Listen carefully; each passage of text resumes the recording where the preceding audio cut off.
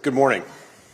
We're here today because Mark Carney needs to come out of hiding and answer questions for the lies that he's told to Canadians. I want to start by reading you a quote from the Toronto Star.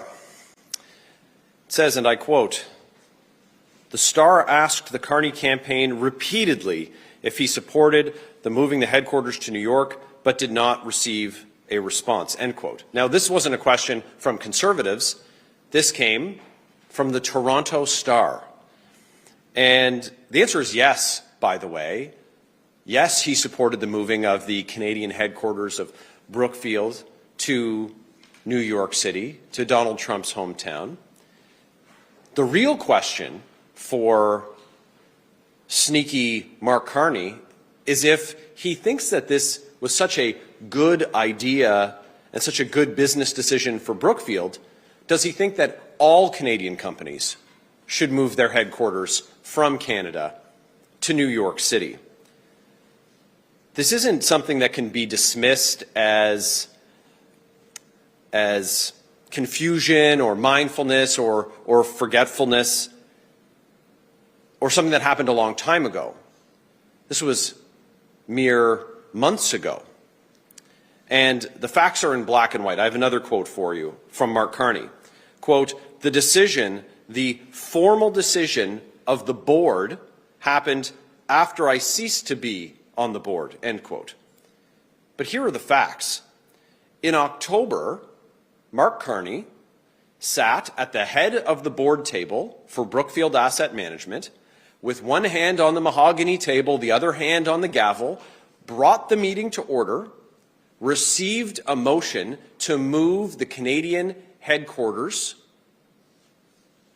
to New York City out of Canada, taking Canadian jobs with the move, and along with his board, they unanimously voted for that motion.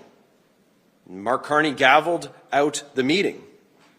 But that's not all, because 6 days after U.S. President Donald Trump first threatened Canada with unjustified tariffs, Mark Carney personally authored and sent a letter to all of the shareholders advising them of this unanimous decision that his board had taken, the board that he was chairing had taken, to move Canadian jobs to the United States. And then he asked them in that same letter to support the decision, for all shareholders to support the move of those Canadian jobs to the United States. This is evidence that he knowingly lied to Canadians. Now, it's been 48 hours since he stood before the media, since he took any questions. So where's he hiding? Why isn't he addressing the facts that have been presented in response to the lie that he told? He's clearly in hiding. Now, let's not get confused that the statement sent out by some junior comms staffer on his campaign, that's not sufficient from someone who is barely a week away from potentially assuming the office of Prime Minister. And it's interesting, and I wonder if any of you take it personally, that he refuses to meet with the press gallery. He refuses to come to Parliament Hill and have a conversation with you. But this lie raises questions about his other claims. One of them is that he helped Finance Minister Paul Martin balance the budget in the 90s. Now, I don't know the answer, but it's been pointed out to me that the budget was balanced in 1998, and Mark Carney wasn't in the country at the time. He became a federal bureaucrat in 2004. Several years later. So that timeline doesn't add up.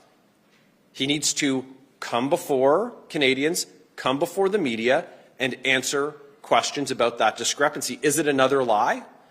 because that seems to be the pattern of what Mark Carney has offered. I have another quote, this one from Blacklock's reporter. Carney yesterday also would not reply to questions over his claim that he personally helped then Finance Minister Paul Martin balance the federal budget in 1998, end quote. So just like his lies about his role and his full support for the decision of Brookfield to move Canadian jobs to the United States, he needs to address this claim. It seems like he only wants to take credit for some things sometimes and other things other times, dodging accountability when it suits him. So like he tried to do with Brookfield's move, on his role advising Justin Trudeau, which he used to brag about, but now he claims that that never really happened. He claims that he doesn't have any awareness of how Stripe, where he sat on the board, was not passing on savings from credit card companies to Canadian small businesses. But he's in hiding. He's not here answering your questions. He's refused to do that. And we've called repeatedly for him to disclose his personal assets, his financial interests, his potential conflicts of interest. But there's a Carney loophole in the law, and he could become Prime Minister and get through an entire general election campaign without having to make those disclosures. Today's National Post said, and I quote, "When asked how much Carney received in speaking fees, his spokesman did not directly respond." Again, sneaky Mark Carney is in hiding, and he should be disclosing how much he received in lucrative speaking fees and from whom and when. And look, if he's done nothing wrong, he should just come here and take questions and address the questions that are rightly being put before him. So we have no idea what stocks, other investments that he holds, what serious conflicts of interest he has had and would potentially have, and what he's hiding and why he's dodging accountability. He needs to come out and take questions from the media as he's poised to become Prime Minister in just over a week's time. Now, he posted a picture yesterday on social media that he was preparing to vote in the Ontario election, presumably from his home here in Ottawa. He's got an event here in Ottawa on Saturday. So he's not that far from where we are right now on Parliament Hill. The least he could do, especially if he's got nothing to hide, is to come before Canadians and answer questions from the media. After all of this, it's time for sneaky Mark Carney to be accountable and to take questions from Canadians. Thank you.